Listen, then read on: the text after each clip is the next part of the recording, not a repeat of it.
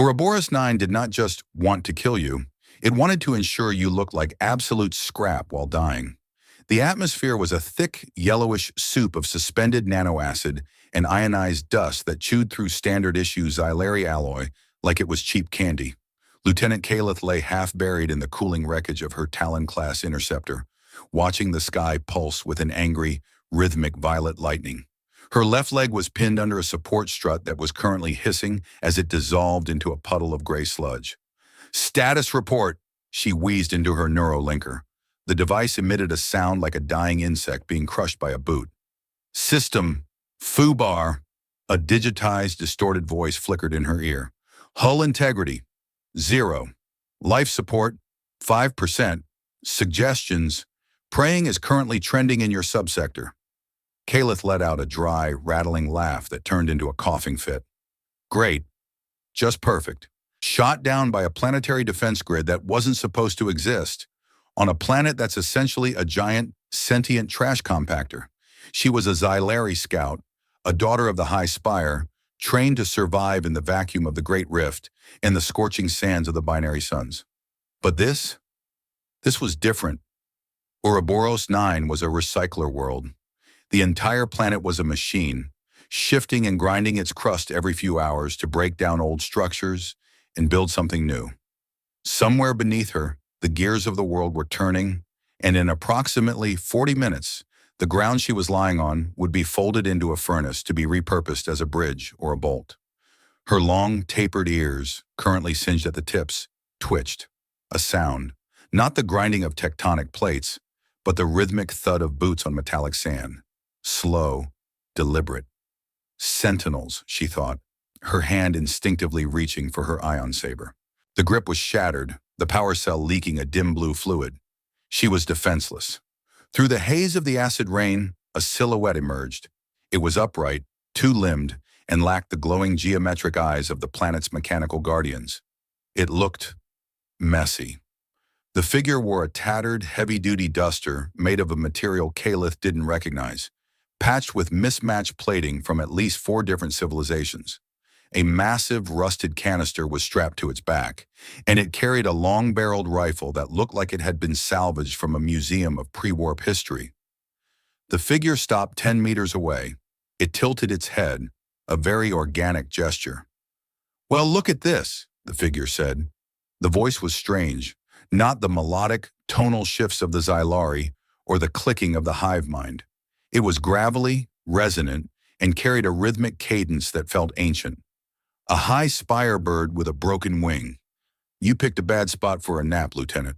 The ground's going to turn into a blender in 35 minutes. Caleth squinted through the grime on her visor. "Who? What are you? Identify yourself or stay back." The figure walked closer, ignoring the warning. He knelt beside her, and for the first time, Caleth saw the face beneath the hood. Rounder features, skin the color of parched earth, and eyes that held a terrifying amount of exhaustion. He wasn't Xylari. He wasn't Valyrian. He wasn't anything she had ever seen in the flesh. "I'm the guy who's going to stop your leg from becoming part of a new ventilation shaft," he said, reaching into his pack and pulling out a small buzzing device. Caleth's breath hitched. The stories, the bedtime tales told to Xylari children about the Great Silence, the beings who had once ruled the stars, who had vanished during the Dark Epoch, leaving only ruins and impossible tech behind. "You," she whispered, her skin shifting to a pale, shocked blue. The upright posture. The 5-fingered hands. "You're not real. You're a legend. You're human." The man paused, a small, lopsided grin tugging at the corner of his mouth. He tapped the rusted armor on his chest. "Yeah, well, legends usually have better dental insurance and don't smell like burnt ozone. Name's Caspian. Try not to die for the next 3 minutes while I cut you loose, all right? It'd be a real drag on my reputation." He pulled a small torch from his belt, and as the sparks began to fly, Caleth realized the universe had a very strange sense of humor. She was being rescued by a myth, and the myth was currently complaining about the price of fuel filters. Caspian Vane was not what Caleth expected a god of Terra to be. In the archives of the High Spire, humans were depicted as towering titans clad in white light armor, wielding suns as weapons. Caspian, however, was currently struggling to open a stubborn emergency latch with a piece of bent wire, while cursing in a language that sounded like a bag of rocks in a dryer. "Come on, you piece of junk," Caspian muttered, kicking the support strut. "I didn't trek across 2 sectors of acid burn just to be defeated by a rusted bolt. Work with me here." The strut finally gave way with a groan of tortured metal. Caspian didn't catch her. He just moved out of the way as she slid onto the ground. Kaleth let out a sharp hiss of pain as her leg hit the metallic dust.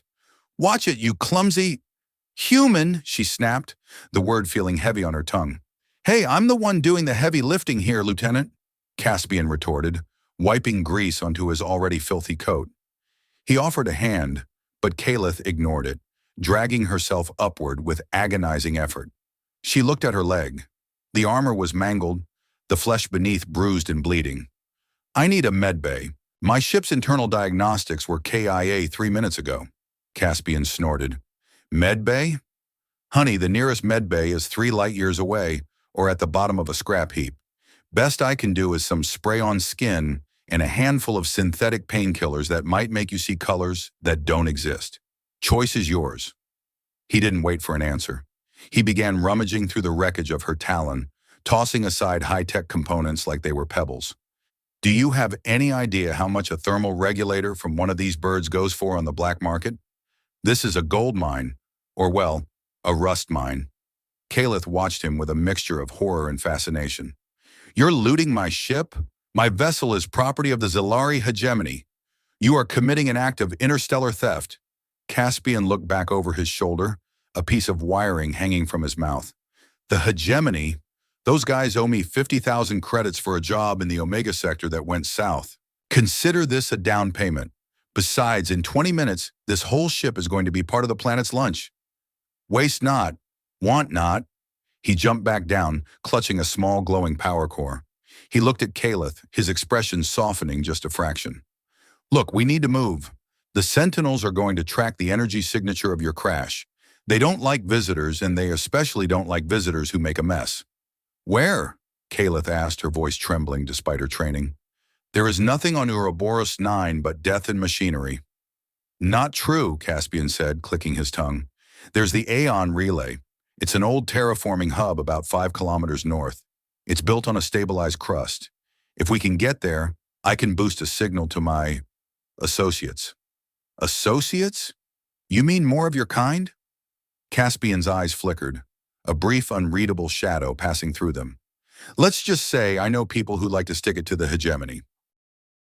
Now, can you walk, or do I have to carry you like a sack of synth grain? Fair warning, I have a bad back, and you look like you've been eating your rations." Kaleth bristled, her ears standing straight up. "I can walk. Zilari do not require assistance from scavengers." She took one step, and her world exploded into white-hot needles of agony. She stumbled, her knees buckling, only for a strong, calloused arm to catch her around the waist. Caspian didn't make a joke this time. He just held her steady, his strength surprising for someone who looked so disheveled. "Right, tough as nails. I see that," he said quietly. "Lean on me. We've got 4 kilometers of hell to cross before the first sun rises, and I really don't want to spend my evening fighting off robotic spiders while carrying a grumpy alien." As they began their slow, grueling trek across the shifting plains of Ouroboros 9, Kaleth looked up at the man. He was limping slightly himself, his breathing heavy and rhythmic. She had spent her entire life studying the human myth, the architects of the galaxy who had allegedly built the first warp gates. "Why are you helping me?" she asked after a long silence, the acid rain pattering against her cracked helmet. Caspian didn't look at her.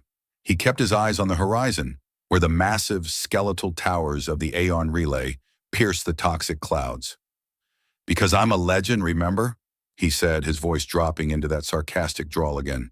"And legends don't let pretty soldiers die in the dirt. It ruins the ending of the story. Plus, you're going to help me carry this power core. My arms are killing me." Kaleth didn't reply. She just let her weight settle against him, the warmth of another living being the only thing keeping the cold, metallic dread of the planet at bay. She didn't believe him for a second, but for the first time since her ship began its death spiral, She felt a flicker of something she hadn't felt in years. Hope. It was a human word after all. They reached the edge of a massive canyon, the ground beneath them vibrating with a low, subsonic hum. The recycling cycle was beginning. Below them, the floor of the canyon was opening like a great, toothless mouth, preparing to swallow the ruins of the old world. "Time to bug out," Caspian muttered, his grip tightening on her arm. "Hold your breath, Lieutenant. This part gets a little jumpy." "Jumpy? What do you mean?" Before she could finish, Caspian kicked a hidden lever on his grav skiff, a battered flat-bottom board that had been trailing behind them on a tether. He hauled her onto it, and with a scream of protesting thrusters, they launched themselves over the abyss just as the ground behind them collapsed into a sea of molten slag. "You're insane!" "Oh," Calith shrieked, clutching the edges of the vibrating skiff. "Only on weekdays!" Caspian yelled over the roar of the wind. "Today's a Tuesday, isn't it?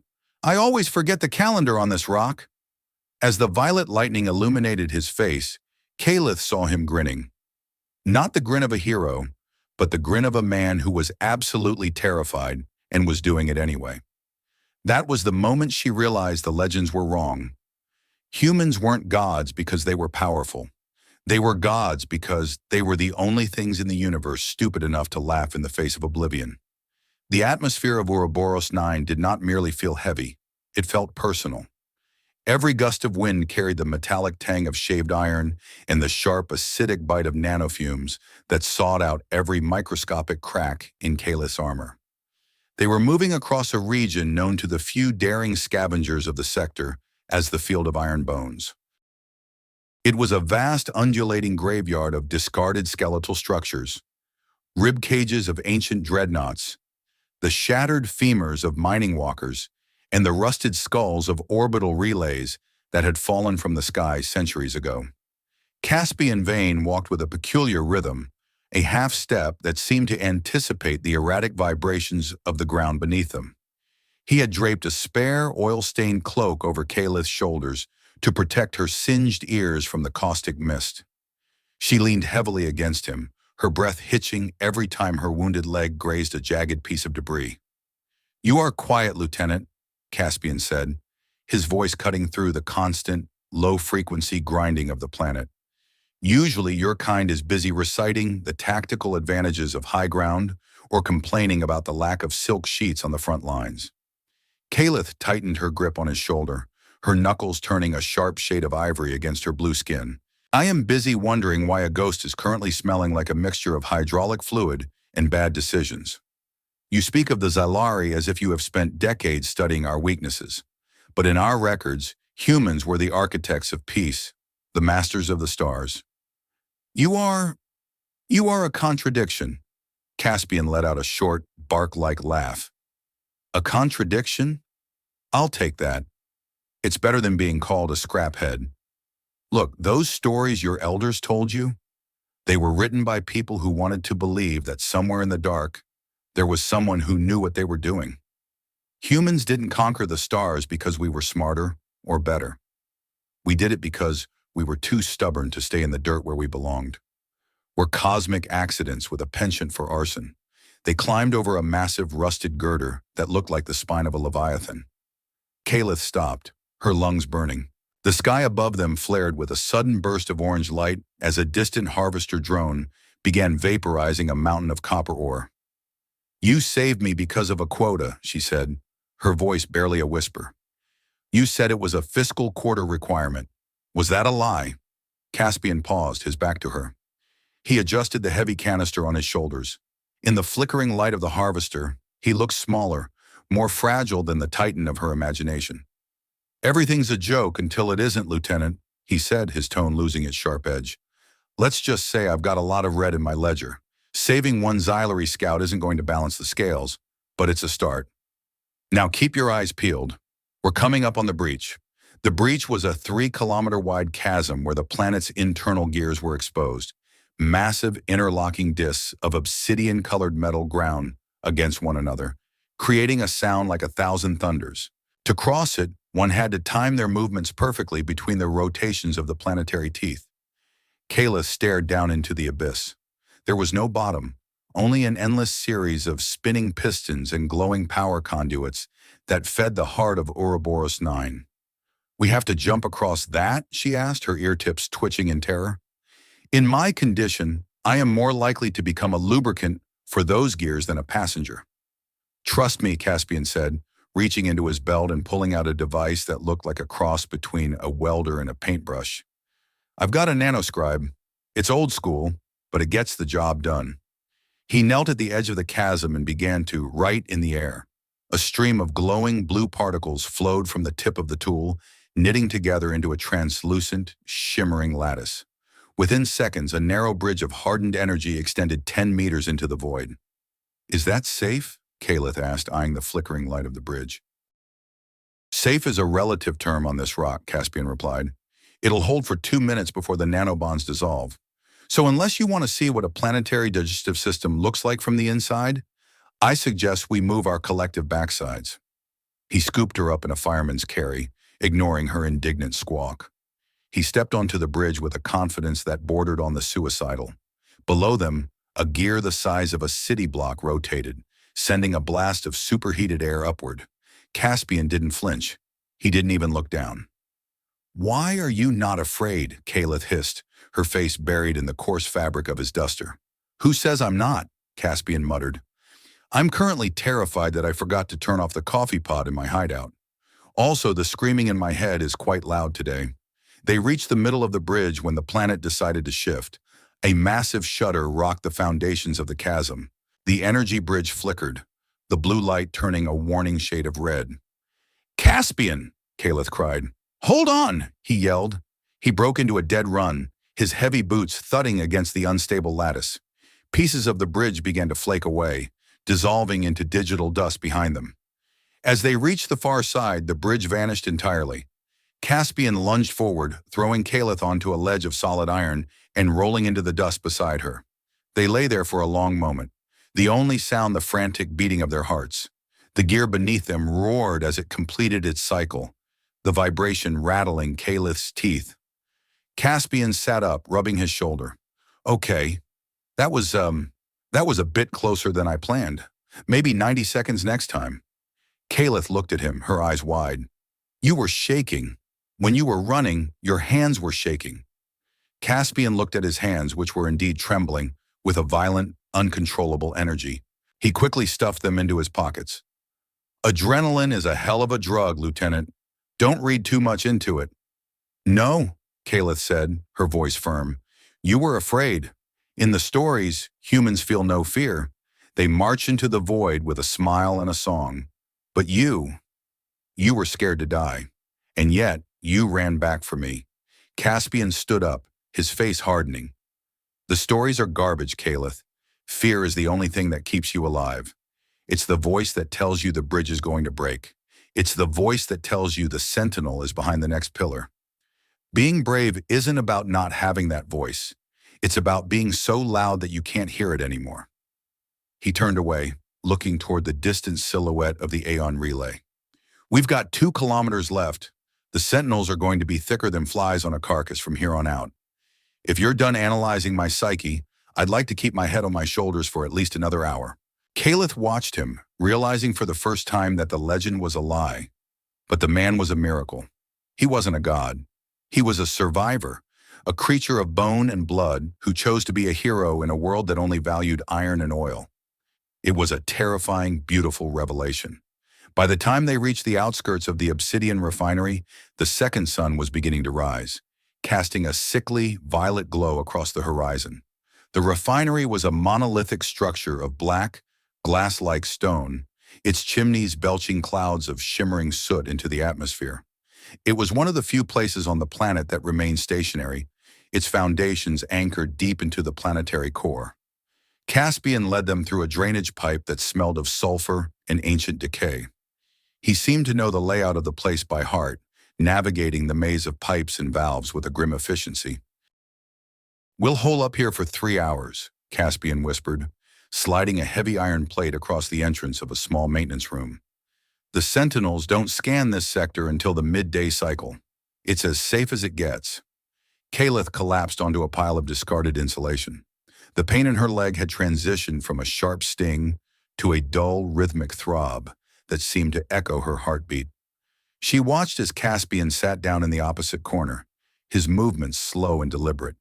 He pulled a small silver flask from his pocket and took a long drink, his eyes closing in relief. Then he reached for his side, and Caliph noticed a dark wet patch on his duster. "You are wounded," she said, her voice sharp with concern. Caspian glanced down at his side.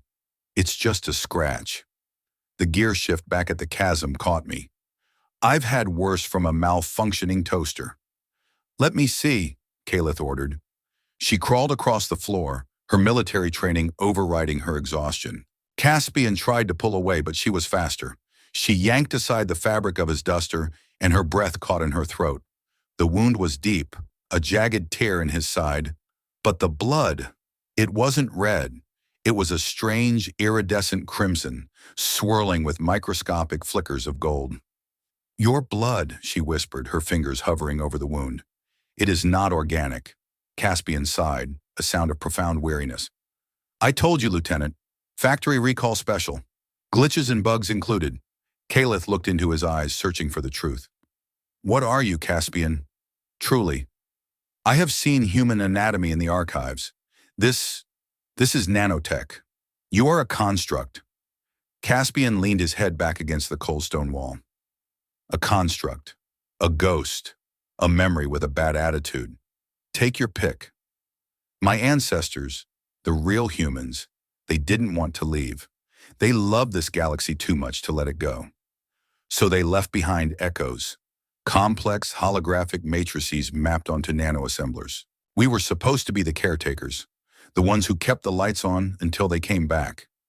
Caliph felt a chill that had nothing to do with the temperature of the room. "They never came back." "No," Caspian said, his voice hollow. "They didn't. They've been gone for 5,000 years. Most of the other echoes, they broke. Their programming decayed, or they ran out of power, or they just got tired of being alone. I'm the last one in this quadrant that still remembers how to tell a joke." "You believe you are human," she said. "It wasn't a question."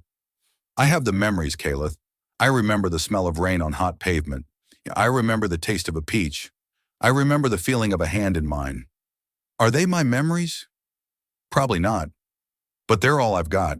So I keep moving. I keep saving people like you because that's what a human would do. Or at least, that's what the stories say." The silence that followed was heavy with the weight of 5,000 years of loneliness. Caliph looked at the man, the machine, and saw not a piece of technology, but a soul that had been forged in the fires of a forgotten sun. "Is that why you are doing this?" she asked softly. "To prove that you are real?" Caspian looked at his hands, the iridescent blood staining his palms. "I do it because if I stop, then they're truly gone. As long as there's someone out here acting like a human, then humanity still exists. It's a stupid, fragile thing, isn't it?" Before Caliph could answer, a low, rhythmic thumping vibrated through the floor, the sound of metal on stone, heavy, relentless. "Sentinels," Caliph hissed, reaching for her rifle. Caspian was already on his feet, his pulse carbine held at the ready. "That's a scourge walker. They must have tracked the nano-signature from the bridge. We've got to go. Now." He grabbed a small, battered data drive from a shelf in the corner, a piece of tech that looked out of place in the industrial refinery. "What is that?" Caliph asked as they hurried toward the back exit. "My life's work," Caspian said, a grim smile on his face. "Or my suicide note. It depends on how today goes." They emerged into a large processing hall where massive vats of molten obsidian bubbled and hissed. A scourge walker, a four-legged monstrosity of chrome and red light, stood at the far end of the hall, its head swiveled with mechanical precision, its sensors locking onto them instantly. A digitized roar filled the hall, and the walker began to charge, its claws tearing gouges into the stone floor. "Go!" Caspian yelled, pushing Caliph toward a service elevator at the far end of the room. "I'll distract it." "No!" Caliph cried. "You are wounded! You won't make it!" "I'm a legend, remember?" Caspian yelled over his shoulder as he fired a burst of pulse energy at the walker's sensory array. "Legends don't die in refineries. They just go to the great scrapyard in the sky. The walker lunged, its massive claw missing Caspian by a fraction of an inch. He dived under its belly, planting a pulse grenade on its rear leg. The explosion rocked the hall, sending a shower of sparks into the air. The walker stumbled, its mechanical leg buckling. Kalith reached the elevator and jammed her thumb onto the call button. The doors groaned open. "Caspian, get in!" He was running toward her, the walker recovering and swinging its heavy tail in a wide arc. The tail caught Caspian in the chest, sending him flying across the room. He hit a stack of metal crates with a sickening crunch. "Caspian!" Kalith screamed. She didn't think. She didn't calculate the odds. She didn't listen to the voice of fear. She raised her damaged ion rifle and fired a continuous beam of energy at the walker's primary reactor core. The rifle screamed in protest, the power cell heating up until it began to melt the casing. The walker shuddered, its sensors blinded by the intensity of the beam. It roared in frustration, swinging wildly. Kalith limped across the floor, grabbed Caspian by his duster, and dragged him toward the elevator. He was limp, his eyes glazed, the iridescent blood leaking from his mouth. She threw him into the elevator and slammed the door shut just as the walker's claw slammed into the metal. The elevator surged upward, the vibration of the walker's rage fading into the distance. Kalith collapsed beside him, her hands covered in his strange, glowing blood. She pressed her hand against his chest, feeling the faint, rhythmic hum of his internal power source. "Stay with me, you stupid ghost," she whispered, her voice breaking. "You are not allowed to leave yet.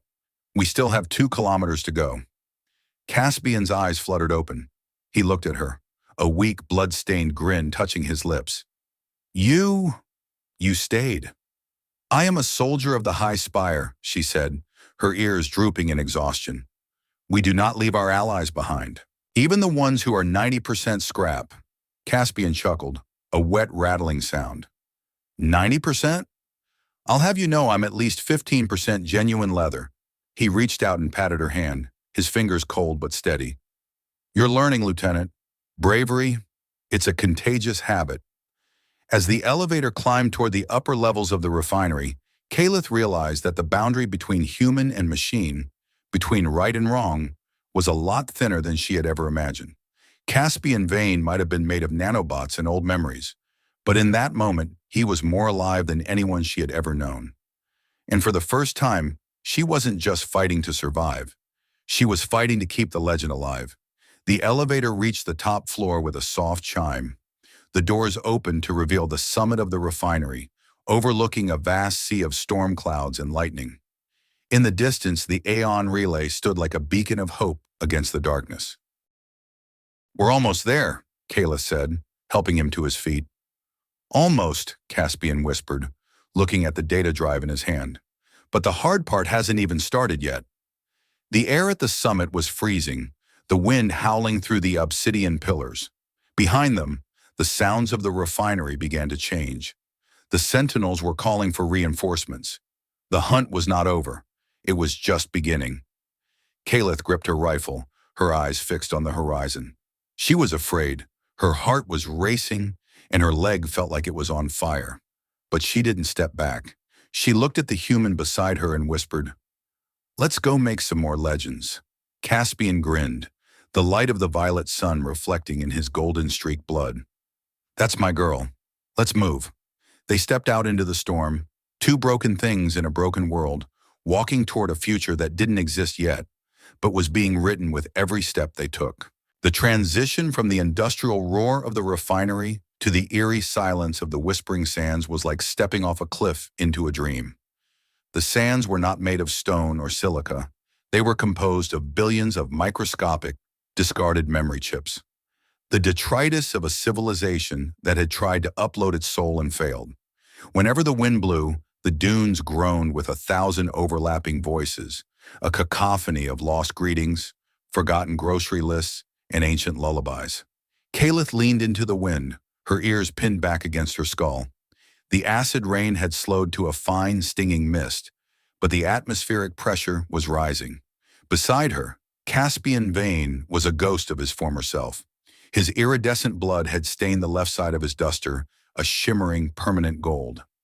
Every 10 steps, he would stumble, his frame flickering like a holographic projection with a bad connection.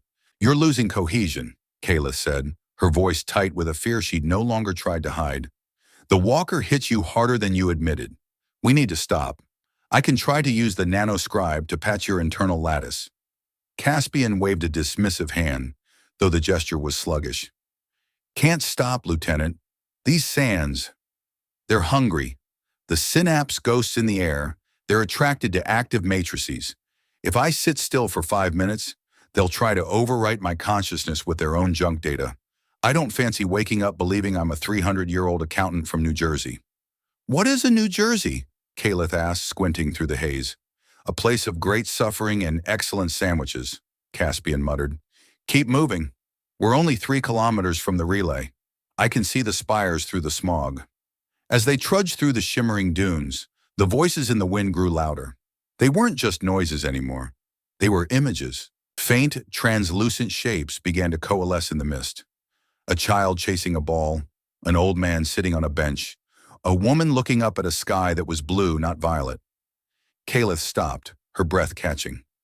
Do you see them? Don't look at them, Caspian growled, grabbing her arm. They're not real. They're just echoes, emotional residue. If you focus on them, they'll pull you in.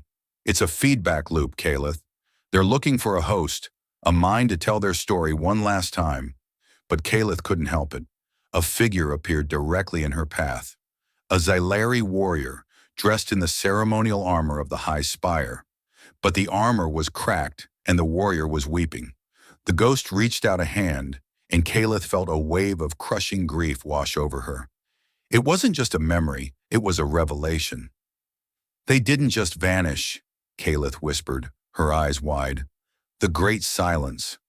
My people told us the humans abandoned the galaxy because we were unworthy. But these ghosts, they're not just human. There are Xylari here, Valyrians, Hivekin. Everyone was here. Caspian stopped, his shoulders sagging. He looked at the weeping Xylari ghost with a profound, weary sadness. The great silence wasn't an abandonment, Caliph. It was a quarantine. 5,000 years ago, a plague of pure information started eating the galaxy. A mimetic virus. It turned civilizations into these piles of data. Humanity stayed behind to build Ouroboros 9. They built this planet as a giant firewall, a recycler to grind down the infected matter and turn it into something inert. Kayla stepped back, her mind reeling. A firewall? You mean the entire planet is a tomb for the galaxy's memories? A tomb and a filter, Caspian said, his voice cracking. And I'm the janitor. The legend you've been chasing?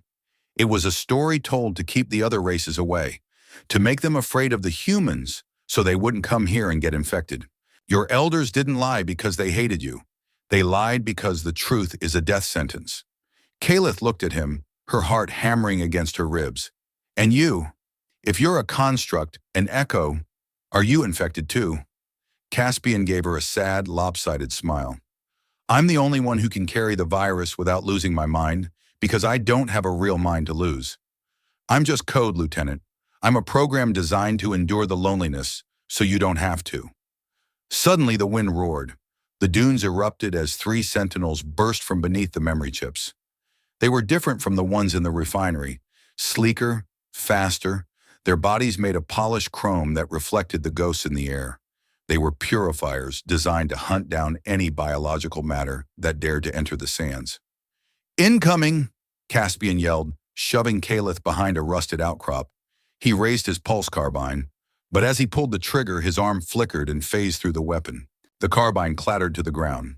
Caspian fell to his knees, his chest heaving with digital static. No! Caliph screamed.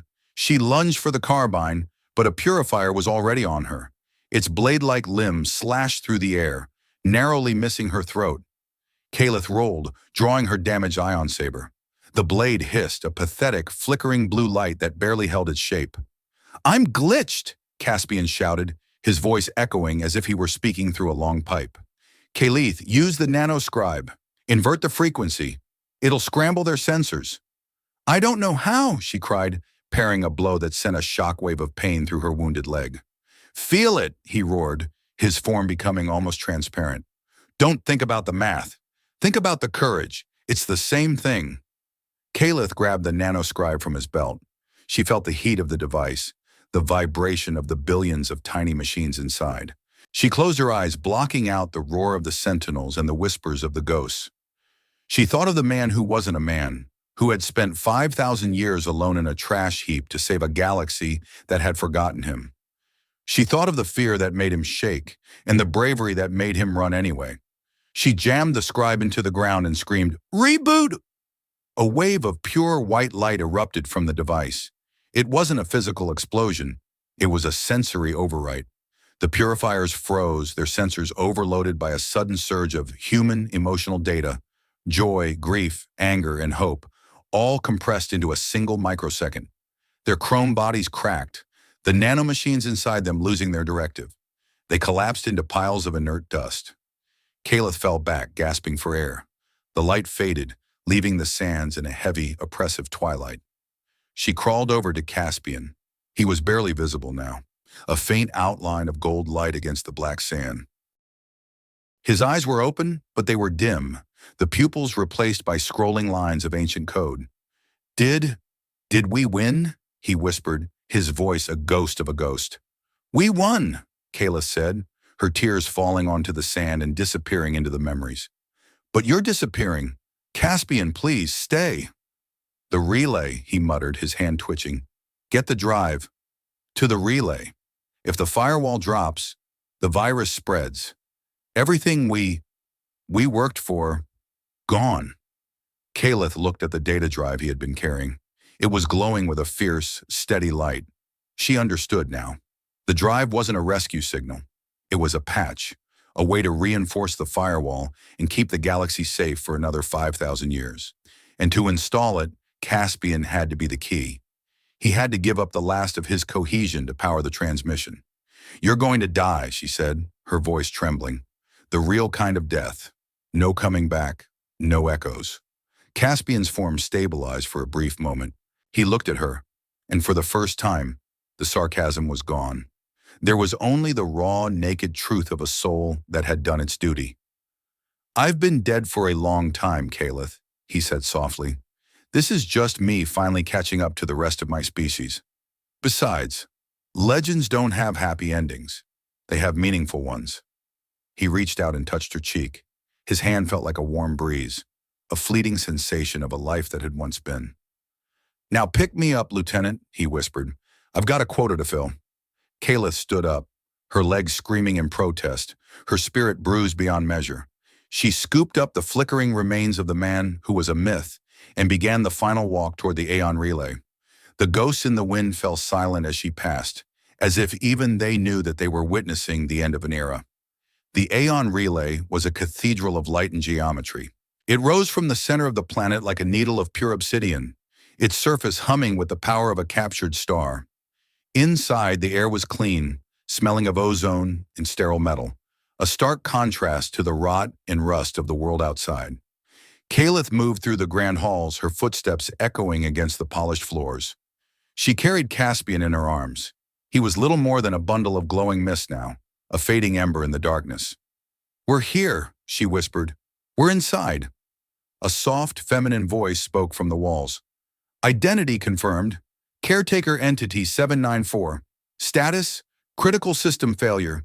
Backup protocols not found." "Shut up, mother," Caspian croaked, his voice barely audible. I'm right on schedule." "You are not on schedule, 794, the voice replied, its tone devoid of emotion. "You are 5,322 years past your expiration date. Why are you still operational?" "Because I'm a stubborn son of a gun," Caspian muttered. The central chamber of the relay was a vast sphere of glowing screens and floating data streams. In the center sat the primary core, a pulsating heart of white light that fed the planetary firewall. Kalith approached the core. The heat was intense, the sheer volume of information flowing through the room enough to make her head spin. "What do I do?" she asked, her voice shaking. "The drive," Caspian said. "Put the drive in the slot, and then you have to let me go." Kalith looked at the slot in the console, then down at the man in her arms. "There must be another way. I can call the High Spire. Our scientists, They are the best in the galaxy. They can fix you. They can save the memories without killing the man. Caspian let out a weak, dry chuckle. Kalith, your scientists are the reason I'm so lonely. They're the ones who built the silence. They don't want to save me. They want to forget I ever existed. They want the universe to be neat and tidy. But humanity, we were never neat. We were messy. We were a disaster. He looked up at the core, his eyes reflecting the brilliant light. And this is the last mess I get to clean up. Do it, before the sentinels breach the outer doors. A heavy thud shook the cathedral. The sentinels were here. They weren't just the mindless drones of the sands anymore. They were the planet's immune system, reacting to the presence of an illegal biological entity inside the brain of the world. Lieutenant, Caspian said, his voice becoming a digital stutter. The mission. Remember the lesson. Courage is doing it, even when your heart is screaming, no. Kalith closed her eyes. She felt the weight of her duty, the weight of her species' lies, and the weight of the man who had taught her what it truly meant to be alive. She stepped forward and slammed the data drive into the console. The room erupted in a blinding flash of blue light. The screens began to scroll at an impossible speed, the planetary firewall reinforcing itself with billions of new lines of code. The roar of the sentinels outside stopped instantly as their directives were rewritten. Patching complete, the computer voice stated. Core stability at 100%. Firewall integrity, eternal. But the cost was immediate. The light began to drain from Caspian's form, drawn into the core like water into a sponge. He didn't scream. He didn't fight it. He just faded, a peaceful expression on his face. Wait, Kalith cried, reaching out to catch the last of him. You didn't tell me your name. Your real name. The gold light flickered one last time. Caspian looked at her, his eyes clear and human for the very first microsecond before he vanished. It was David, he whispered. Just David. And then he was gone. The room went silent. The primary core glowed with a new, vibrant warmth, a steady pulse that felt like a heartbeat. Kalith stood alone in the center of the cathedral, her hands empty, her heart shattered into a million pieces. She walked over to the console and looked at the screen. A single file remained open. It was a video log, buried deep within the drive David had carried. She pressed play. A man appeared on the screen. He was younger, his face clean, wearing a uniform that looked remarkably like David's duster. He was sitting in a garden, a real garden with green grass and a blue sky. If you're watching this, the man said, his voice the exact same as the one she had grown to love, then the firewall is holding. My name is David Vane, and I'm the last man on Earth. We're leaving now. Not because we want to, but because we have to. We're taking the virus with us, into the dark, so you can have the light. He looked directly into the camera, and for a moment it felt as if he were looking at Kalith across 5 millennia. Don't be afraid of the silence. It's not a void. It's a gift. We gave you the stars, and we gave you the time to learn how to love them. Don't waste it on wars and borders. Be better than we were. Be brave. And most of all, remember that you were never alone. The video ended, leaving Kalith in the quiet glow of the Aeon relay. She sat on the floor, her ears twitching in the silence. She looked at her hands, still stained with the iridescent blood that was now part of the planet's core. She had come to Ouroboros 9, a soldier of the High Spire, a believer in the superiority of her race and the logic of the Great Silence. She was leaving as something else. She was a witness. She was the keeper of a secret that would change the galaxy forever. The outer doors of the chamber groaned open. A squad of Xylari warriors rushed in, led by a high-ranking commander. They saw Kalith sitting alone in the light of the core. Lieutenant, the commander barked. Where is the intruder? Where is the anomaly? Kalith looked up at him. She saw the fear in his eyes, the same fear that had fueled the lies for 5,000 years. She stood up, her wounded legs steady, her back straight. There is no anomaly, Commander, she said, her voice clear and resonant. The firewall is secure. The planet has performed its function. And the human? The commander asked, glancing around the room with suspicion. The stories say a legend was seen in this sector. A ghost from the dark epoch. Caliph smiled, a sad, lopsided grin that would have made David proud. The legend wasn't a ghost, Commander, she said. He was a man, and he didn't save us because he was a god. He saved us because he was afraid to let us down. She walked past the commander, ignoring his questions. She stepped out of the relay and looked up at the sky. The acid rain had stopped. The violet clouds were parting, revealing the first faint glimmers of the stars beyond. The galaxy was vast, dark, and filled with 1,000 secrets. It was a terrifying place, a place that wanted to grind you down and turn you into scrap. But Caliph wasn't afraid anymore, because she knew that somewhere in the dark, there was always a spark. There was always a legend. And sometimes the legend was just a guy named David who really liked sandwiches. The commander followed her out, his hand on his sidearm.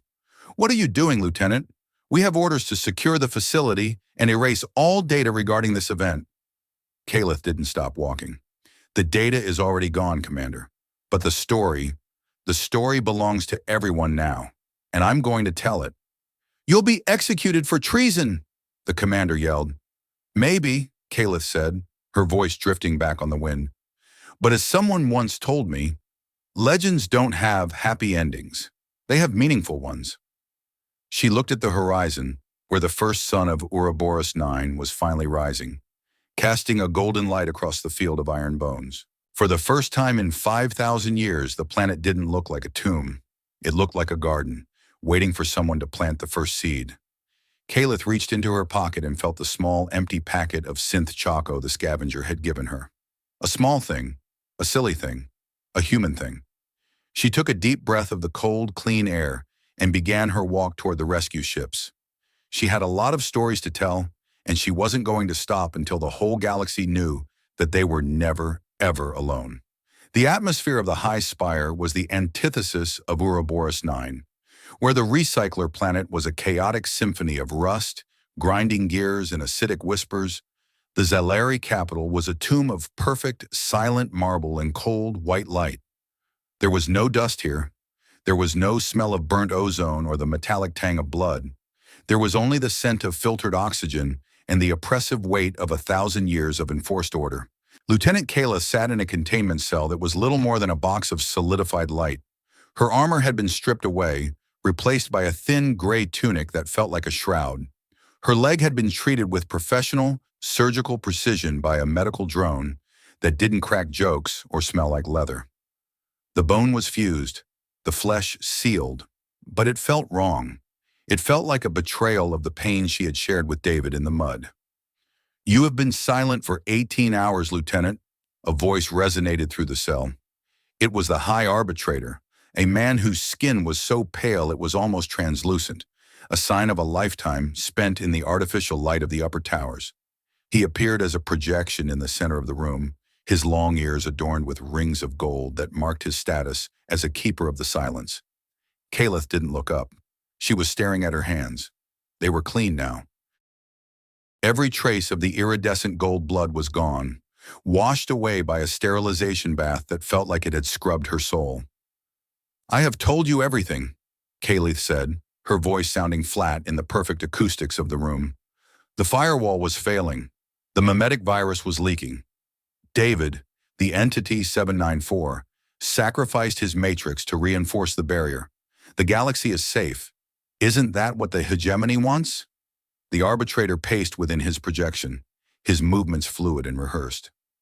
"What the hegemony wants, Lieutenant, is stability. You speak of this entity as if it were a person. You call it David. You use the tongue of the primitives. Do you have any idea how dangerous that is? To humanize a firewall is to invite the very infection we seek to prevent." Caliph finally looked up, her eyes burning with a defiance that the arbitrator hadn't seen in a scout before. "He wasn't an infection. He was more alive than anyone I've met in this spire. He was afraid, arbitrator. He was terrified of the dark, and yet he stayed there for 5,000 years to keep you safe in your marble towers. You call him an entity because you're too cowardly to admit we owe our existence to a ghost that's better than us." The arbitrator stopped pacing. His expression didn't change, but the light in the cell flickered, a subtle display of his displeasure. "You are compromised, Caliph.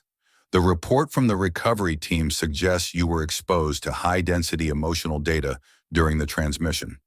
We believe your neuralink has been etched by the entity's personality. You aren't speaking for yourself. You are a mouthpiece for a dead machine. Is that what you tell yourself so you can sleep at night? Kayla stood up, her new leg holding her weight with a sterile mechanical perfection. That anyone who disagrees with your silence must be broken? I saw the ghosts in the sand, arbitrator. I saw Xylari spirits trapped in the data streams. Our ancestors didn't just agree to the silence. They were terrified. And they were right to be. But David showed me that the answer to fear isn't hiding. It's moving forward anyway. Enough, the arbitrator snapped. The projection expanded, filling the room with the symbols of the Xylari hegemony, the interlocking rings of the Great Silence. The Council has decided. Ouroboros 9 is too volatile. Even with the patch, the risk of a cultural breach is too high. We are launching the Chimera Task Force. They will descend upon the Aeon Relay and physically dismantle the core. We will harvest the nanoassemblers and bury the remains of the human tech in a black hole dump. Kayla felt a cold dread settle in her stomach. You can't. If you dismantle the core, the firewall drops. You'll kill the virus, maybe, but you'll kill the last memory of the species that saved us. You're committing a second genocide. Sure. We are preserving the future, the arbitrator replied coldly. And as for you, you are to be processed for a neural scrub. We will remove the David etching from your mind. You will return to your duties as a scout with no memory of the rust, the blood, or the myth. You will be clean again. The projection vanished, leaving Kayla in the white silence of the cell. She slumped against the wall, her breath coming in short, jagged gasps. A neural scrub. They were going to kill him again. They were going to reach into her head and tear out the only thing that made her feel like more than a gear in a machine. They were going to make her forget the way he laughed when the bridge broke, and the way he looked at her when he told her his name was David. She closed her eyes, trying to hold on to the memory, but it felt like sand slipping through her fingers. Don't let them do it, Lieutenant, a voice whispered. Kayla bolted upright. The cell was empty. But the voice hadn't come from the room. It had come from inside her. David, she whispered, her heart hammering. Not exactly, the voice replied. It was him, but distorted, like a recording played through a storm. I'm the etching the arbitrator was talking about. Turns out when you slammed that drive into the core, I didn't just upload to the planet. I tucked a small, non-essential partition of my personality into your neuralink. I'm basically a stowaway in your head. Talk about a breach of personal space, huh? Kayla let out a sob that was half a laugh. You're alive. I'm a fragment of a memory of a ghost, David said, his voice sounding a little clearer now. Let's not get ahead of ourselves. But listen, Kayla, we've got to bug out. The Chimera ships are already warming up their engines. If they hit that relay, it's curtains for the galaxy. Not because of the virus, but because without the relay, there's no way to ever restart the human protocols. The galaxy will be stuck in this silence forever, a universe of marble and boredom. Is that what you want? No, Kayla said, her voice firming. But I'm in a light box, David. I've got no gear, no ship, and my leg feels like a piece of plastic. Well, lucky for you, I know the backdoor code to this facility, David said, a hint of his old swagger returning. The humans built the original infrastructure for the High Spire, too. The Xylari just painted it white and added the fancy rings. Accessing maintenance subroutine. Now. The light walls of the cell flickered and died. The door hissed open. Kayla stepped out into the corridor, her heart racing. What now? Now, we go find your ship, David said. Or rather, we go find a ship that doesn't have a tracking beacon the size of a moon. And Kayla, yes? Try not to get shot. I've only got enough processing power for one of us to be a smartass, and I'm currently winning. Kayla grinned, her ears twitching with a newfound purpose. She wasn't just a scout anymore. She was a legend in the making, and she was absolutely, terrifyingly afraid. Perfect, she whispered. This is how legends begin. The hangar bay of the High Spire was a cavernous expanse of silver and shadow. Dozens of sleek, needle-like interceptors sat in neat rows. their hulls reflecting the sterile light of the ceiling. But at the very end of the bay, tucked away like an embarrassing secret, was a salvaged heavy hauler. It was a bulky, ugly thing, covered in patches of mismatched plating, a mutt of a ship that had been used for deep space mining before the hegemony decided it was too messy for the capital. "That's our bird," David whispered in her mind. "She's built like a brick and flies like a wounded whale, but her comms array is pre-silence. The council can't jam a signal they don't even know exists." Caleth moved through the shadows, her training as a scout making her nearly invisible to the board security drones patrolling the perimeter. She reached the hauler and jammed her hand into the manual override panel. "Wait," David said. "Someone's coming." Caleth ducked behind a stack of fuel canisters as a figure emerged from the gloom. It wasn't a drone. It was an elderly Xylari woman, her face a map of deep wrinkles, her eyes clouded by age but sharp with intelligence. She was wearing the robes of a retired archivist. "You're late, Caleth," the woman said, her voice a low, gravelly rasp. Caleth froze, her hand hovering over her sidearm. "Grandmother? What are you doing here?" The woman walked toward the hauler, her cane clicking rhythmically against the metal floor. "I'm making sure you don't do something stupid, like trying to fly this bucket of bolts without the ignition sequence. You always were too impulsive." "You knew," Caleth stepped out of the shadows. "You knew about David? About the silence?" Her grandmother stopped and looked at her, a sad smile playing on her lips. "I was there, Caleth. 50 years ago, I was part of the first expedition to Ouroboros 9. We found an echo. It wasn't your David, but it was someone like him. He told us the truth. We tried to bring it back, but the council, they scrubbed my team. I only survived because I promised to stay quiet. I've spent 50 years watching my people live in a lie, too afraid to speak." She reached into her robes and pulled out a small metallic cylinder. "This is the master key for the hauler, and these are the coordinates for a hidden jump gate. It leads directly to the upper atmosphere of Ouroboros 9. Caleth took the key, her hands trembling. "Why help me now? You'll be executed for this." "I'm 85 years old, Caleth," her grandmother said, patting her cheek with a calloused hand. "I've had enough silence for 10 lifetimes. I'd rather die with a story on my lips than live another day in this tomb. Besides, someone has to show these marbleheads that a Xylari can be just as stubborn as a human." A siren began to wail, a deep, resonant sound that echoed through the hangar. The arbitrator had discovered her escape. "Go," her grandmother urged. "The Chimera task force is already in transit. You have 30 minutes before they reach the relay. If they dismantle the core, the silence becomes permanent." Caleth lunged into the cockpit of the hauler. "I won't let them, grandmother, I promise." "Don't make promises, Caleth," the old woman yelled as the hangar doors began to open. "Just be brave. It's the only thing that matters." The hauler roared to life, its engines coughing out a cloud of black smoke that stained the pristine floor of the high spire.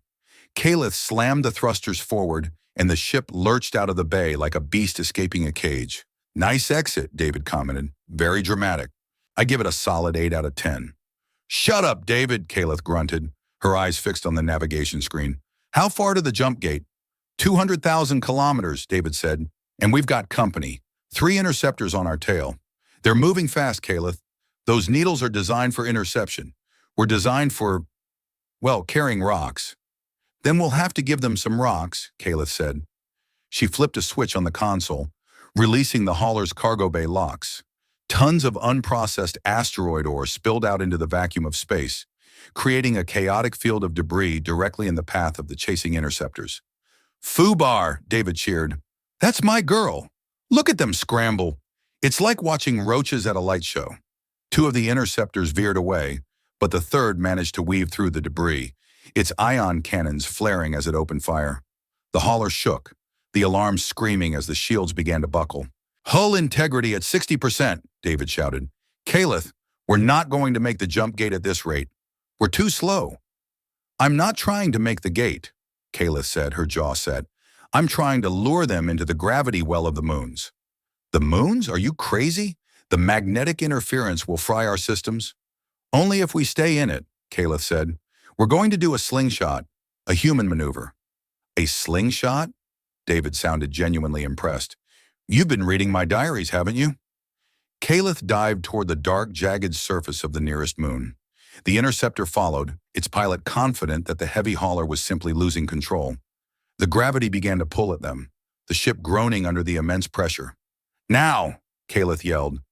She fired the emergency thrusters, a series of violent, controlled explosions that kicked the hauler out of its descent and into a high-speed arc around the moon's curvature.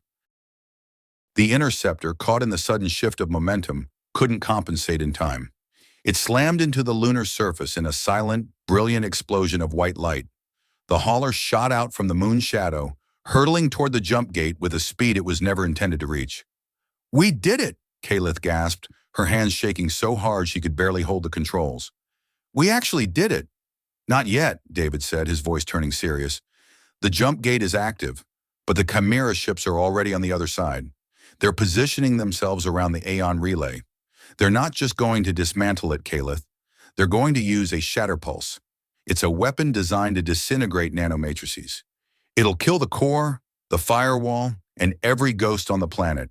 And it'll kill me too." Caliph looked at the jump gate, a swirling vortex of blue energy that promised a return to the world of rust and rain. She thought about the high spire, about the sterile perfection she was leaving behind. She thought about her grandmother, standing alone in the hangar, and about David, a man who had sacrificed everything for a galaxy that didn't even know his name. She felt a surge of fear so powerful it threatened to paralyze her. Her heart was a drum in her ears. Her lungs felt like they were filled with lead. She was a lone scout in a stolen hauler, facing the full might of the Xylari hegemony. It was suicide. It was a mistake. It was impossible. And then she remembered the feeling of David's hand on her cheek, the warmth of a memory that was more real than the marble towers. "I'm terrified," Caliph whispered. "I know," David said softly. "Me too." "Good," Caliph said, a fierce light coming into her eyes. "Then let's go be brave." She slammed the throttle forward, and the hauler vanished into the jump gate. They emerged over Ouroboros 9 to a scene of absolute carnage. The sky was filled with Xylari warships, their sleek hulls forming a circle around the Aeon relay. In the center of the formation was the Chimera, a massive, bulbous vessel that looked like a living organ made of metal. It was pulsing with a sickly red light, preparing to fire the shatter pulse. "We're too late," Caliph cried. "The pulse is charging." "Not if we interrupt the sequence," David said. "Caliph, look at the Chimera's ventral side. See that vent? That's the cooling intake for the pulse chamber. If we can get a cargo pod inside that vent, the feedback will blow the pulse back into their own engines." "The vent is only 5 meters wide, David. I can't fly this whale into a 5-meter hole." "You don't have to fly the ship," David said. "You just have to get close enough for me to talk to their navigation computer. I can trick the Chimera into thinking we're a maintenance drone, but I need you to get me within 3 kilometers. Caliph looked at the wall of warships between her and the Chimera. 3 kilometers? I'll be scrapped before I hit 5. "Then we'll have to make them look the other way," David said.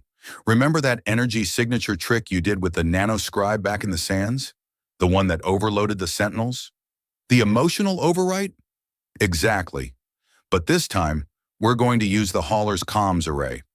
We're going to broadcast the David etching. We're going to play every memory, every laugh, and every tear I've ever had directly into their tactical net. We're going to give them so much humanity they won't be able to see straight." Caliph's breath caught.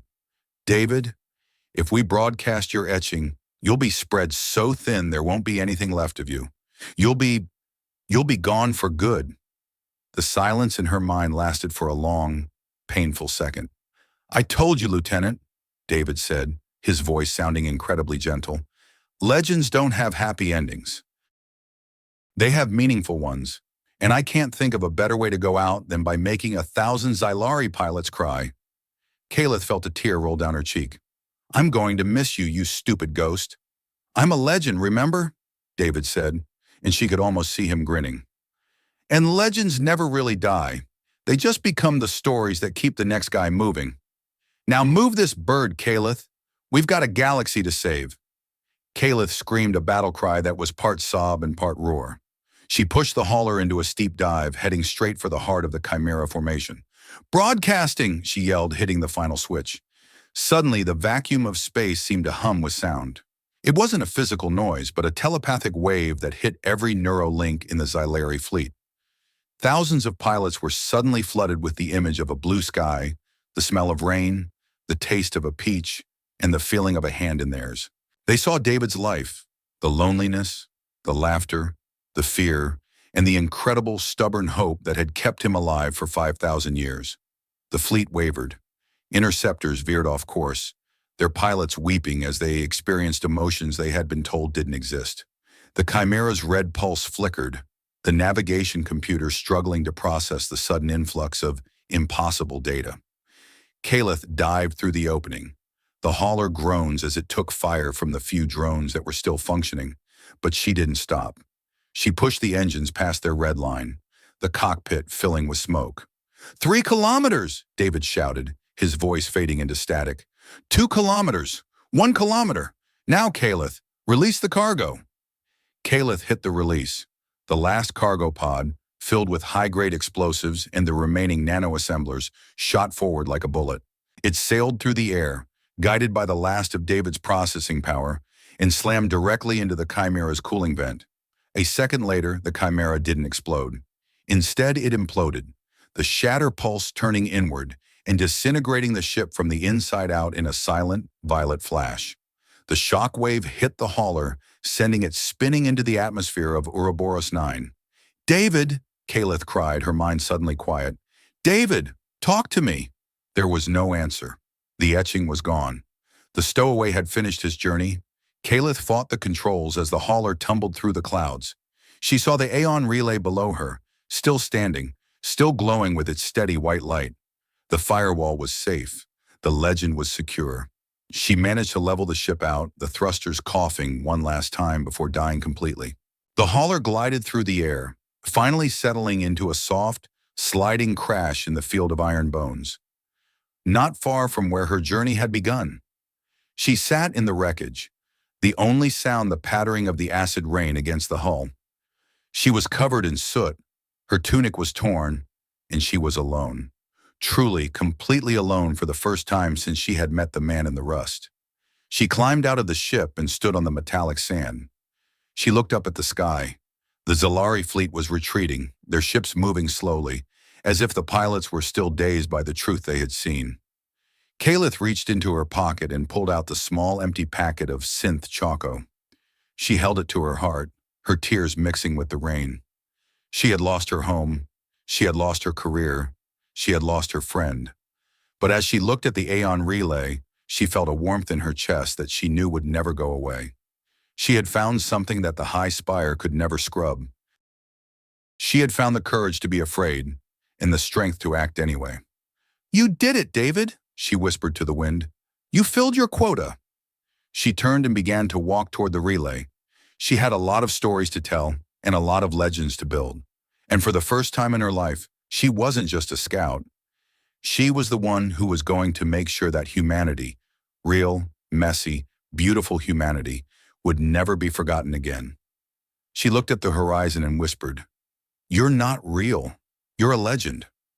And somewhere in the humming of the planet, she thought she heard a ghost laugh. The silence that followed the destruction of the Chimera was not the heavy, manufactured quiet of the high spire. It was a raw, ringing silence, the kind that exists in the heart of a thunderstorm just after the lightning has struck. Caliph sat in the cockpit of the crashed hauler, her hands still gripping the steering yokes even though they had snapped off the console. Outside the viewport, the atmospheric dust of Ouroboros 9 was settling, and for the first time in 5,000 years, the violet haze seemed to be thinning. She coughed, the soot from the dying engines stinging her lungs. Her new sterile leg was pinned beneath a collapsed hydraulic line, but she didn't feel the panic she would have felt a week ago. She felt a strange, detached calm. The stowaway in her mind was gone, but the space he had occupied felt warm, like a room where a fire had recently been extinguished. "David," she whispered, knowing there would be no reply. She reached for her Neuralink, but the device was dead, fried by the massive emotional broadcast that had dismantled a fleet. She was truly alone. She unbuckled her harness and began the slow, painful process of extracting herself from the wreckage.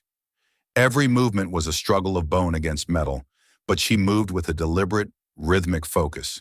When she finally stumbled out onto the metallic sand, the sight that greeted her was impossible. Hundreds of Xylari interceptors and scout ships were grounded. They hadn't crashed. They had simply landed wherever they could find space, among the rusted girders, atop the obsidian ridges, and across the field of iron bones. The pilots were standing outside their vessels. Some were leaning against the hulls, their heads in their hands. Others were wandering aimlessly through the scrap, touching the rusted iron as if they were seeing it for the first time. None of them were fighting. None of them were scanning for enemies. Caliph limped toward the nearest ship, a sleek needle craft of the High Spire's elite guard. The pilot was a young man, barely 20 years old. He had taken off his helmet, and his blue skin was streaked with tears. He looked at Caliph, but he didn't raise his weapon. "I saw a dog," the pilot whispered, his voice trembling. "I don't know what a dog is, but I saw it. It was running through a field of yellow grass, and a child was laughing. I could feel the sun on my skin. It wasn't filtered. It was hot, and it felt like everything was going to be okay." Kayla stopped a few meters away, her ears twitching in the cold wind. That was a memory, his memory. "It was so loud," the pilot said, looking up at the sky. "The silence. It's gone, isn't it? I can hear my own heart beating, and it sounds like a drum. I'm terrified, Lieutenant. I don't know what to do without the protocols." Caliph looked at the hundreds of dazed soldiers across the plain. "The protocols were just a way to stop you from feeling the fear. But David taught me that the fear is the part that makes you real. You don't need a protocol to tell you how to be a person." She turned and looked toward the Aeon relay. It was still there, a lone spire of obsidian reaching for the stars. The Chimera was a smoldering wreck in the upper atmosphere, its debris falling like shooting stars across the horizon. The firewall was holding, but the secret was out. The mimetic virus hadn't destroyed the Xylari fleet. David's humanity had simply overwritten their indoctrination. A heavy transport ship landed nearby, its markings identifying it as a command vessel. The doors hissed open, and a group of high-ranking officers stepped out, led by the commander who had confronted Caliph in the relay. He looked older now, his face etched with a confusion that bordered on agony. "Lieutenant Caliph," the commander said, his voice lacking its usual bark. "The arbitrator is incapacitated. The council is in chaos." The broadcast reached the spire itself. "Millions of people they are experiencing the human data. They are calling it the Great Awakening. Others are calling it the end of days." Caliph leaned against a rusted pillar, her strength flagging. "It's neither. It's just the truth. We've been living in a tomb for 5,000 years, Commander. We forgot how to breathe because we were afraid of the wind. The task force is retreating," the commander continued, looking at the grounded pilots. "We cannot command them. They refuse to fire. They say they can feel the ghosts of the people we were supposed to forget." He looked at the Aeon relay, then back at Caliph. "What do we do now? The silence is broken. The galaxy is going to wake up tomorrow, and they will want to know why we lied. They will want to know who David was." Caliph closed her eyes, and for a second, she could almost hear David's voice, telling a bad joke about a vending machine. "We tell them the story," Caliph said. "We tell them that humanity didn't leave us because we were unworthy. They stayed behind to save us from ourselves. And we tell them that being a legend isn't about being perfect. It's about being a mess and doing the right thing anyway." The commander stayed silent for a long time. Then he did something that shocked every soldier on the field. He unclipped his gold rank rings from his ears and let them fall into the metallic dust. "I think I'd like to see that dog," he said softly. Over the next several hours, the field of iron bones transformed.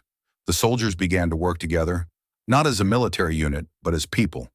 They shared their rations, they patched each other's wounds, and they sat around makeshift fires made of scrap wood and chemical heaters. They talked. Not about tactics or territory, but about the memories they had seen. They talked about oceans and music and the feeling of a parent's hand. Caliph watched them from the ridge. She saw the transformation beginning. It was painful, yes. The weight of the lie was heavy, and the fear of the unknown was a cold weight in their chests. But for the first time, She saw Xylari laughing. She saw them crying. She saw them being human. Her grandmother arrived on the next transport, her face glowing with a fierce, triumphant pride. She found Caliph sitting near the Aeon relay, looking out at the rising suns of Ouroboros 9. "You did it, little bird," the old woman said, sitting down beside her. "You broke the world." "David broke it," Caliph said. "I just pushed the button." "Same thing," her grandmother said, patting her hand. "The world needed breaking. It was too stiff, too cold. It's going to be a hard road, Caliph. The hegemony won't go down without a fight. There will be those who want to go back to the silence. They will call you a traitor, a heretic, a monster." Caliph looked at the old woman and smiled. It was a sharp, knowing smile. "Let them. I've been called worse by a ghost who didn't even have a license to fly." She stood up, her sterile leg clicking softly. She felt the weight of the mission ahead. The firewall was safe, but the galaxy was just beginning its own recycling cycle. They would have to rebuild everything, their culture, their history, their hearts. It was a terrifying prospect, but as she looked at the stars, she realized she wasn't shaking because she was weak. She was shaking because she was ready. She was afraid, yes. She was terrified of the responsibility, of the conflict, and of the loneliness. But as David had taught her, that was exactly where the legend began. 1 year after the siege of the Chimera, the galaxy was a very different place. The high spire still stood, but its marble halls were no longer silent. They were filled with the noise of debate, of music, and of the thousands of different species who had once been kept apart by the Great Silence. The Xylari hegemony had transitioned into the convergence of echoes, a fragile, messy democracy built on the shared memories of the Terran epoch. Ouroboros 9 was no longer a secret. It had been designated as a galactic heritage site, the planet-wide machine still humming its ancient song, keeping the firewall strong, but it was no longer a trash heap. A small city had begun to grow around the Aeon relay, a city made of scavenged parts and new hope. Caliph stood on the balcony of the relay, looking out at the city of New Terra. She was no longer a lieutenant. She was the warden of the relay, the guardian of the memories. She wore a duster made of heavy, brown fabric, patched with mismatched plating from a dozen different worlds. It was an ugly, bulky thing, and she loved it more than any silk robe in the galaxy. She walked into the central chamber of the relay. The primary core was pulsing with a steady white light, fed by the billions of lines of code that David had left behind. She checked the transmission logs. The message was still going out, a constant, low-frequency broadcast that shared the stories of humanity with anyone who cared to listen. A small, four-legged creature ran across the floor and jumped onto the console. It was a synthetic reconstruct of a dog, built by the engineers in the city below.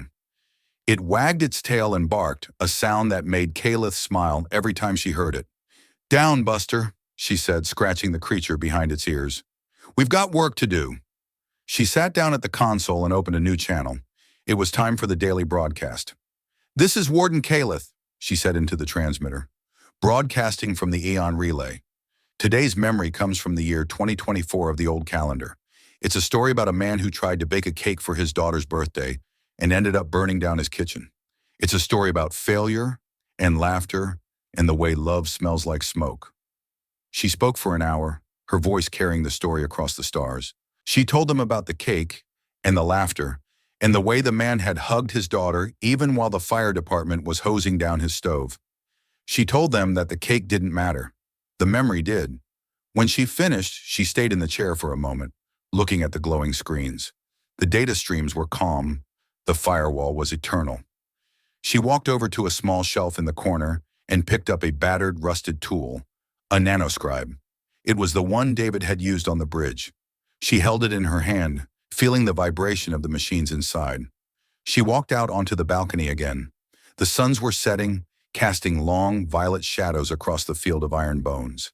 In the distance, she could see a group of children, Xylari, Valerian, and even a few Jaxian scavengers playing in the scrap. They were building something. It didn't look like a protocol. It looked like a castle. Caliph leaned against the railing, her ears twitching in the cool breeze. She thought about the journey she had taken, from the crash in the mud to the command of the spire, and finally here, to the edge of the world. She thought about the man who had called himself Captain Galactic Pants, and the way he had looked at her before he vanished. She realized that she had changed. She wasn't the soldier who followed orders anymore. She was the woman who made them. She wasn't the scout who searched for enemies. She was the guardian who looked for friends. She was still afraid of 1,000 things, of the firewall failing, of the convergence collapsing, of being alone in the dark. But she didn't hide from it anymore. She wore her fear like a badge of honor. She used it to sharpen her focus and to deepen her empathy. She knew that every step she took was a choice, and every choice was a chance to be brave. She looked at the rusted landscape, the bones of 1,000 wars turning into the foundations of a new peace. She realized that David hadn't just saved her life, he had given her a reason to live it. He had shown her that the universe wasn't a cold, mechanical equation to be solved. It was a story to be told, one messy, beautiful chapter at a time. Caliph took a deep breath, the air smelling of ozone and the sweet synth choco scent of the city below. She felt the weight of her duster, the click of her leg, and the steady beat of her heart. She was a legend in the eyes of some, a traitor in the eyes of others, and a friend to a ghost who was everywhere and nowhere at once. And that was a quota she was more than happy to fill. I spent 26 years believing that the stars were a cold, empty void governed by the logic of the silence. I was taught that strength was the absence of emotion, and that survival was a calculation of resources and risks. I lived my life in a suit of armor that wasn't just made of metal, it was made of certainty. But as I stand here now, looking at the rust and the rain of Ouroboros 9, I realize that certainty is just another word for a cage. My journey didn't begin when my ship crashed. It began when I met a man who was afraid to die, yet ran toward the fire anyway. David showed me that our flaws aren't the things that break us. They are the things that connect us.